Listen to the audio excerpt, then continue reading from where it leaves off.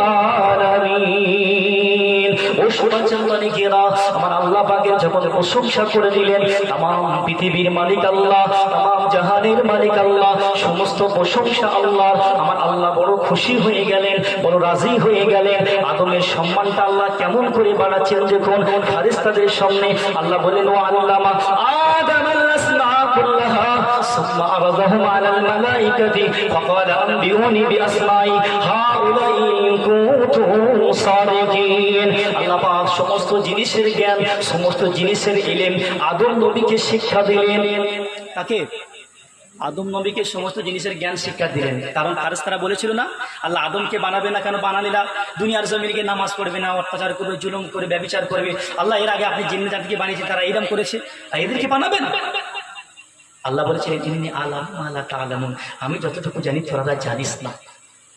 আল্লাহ জানিস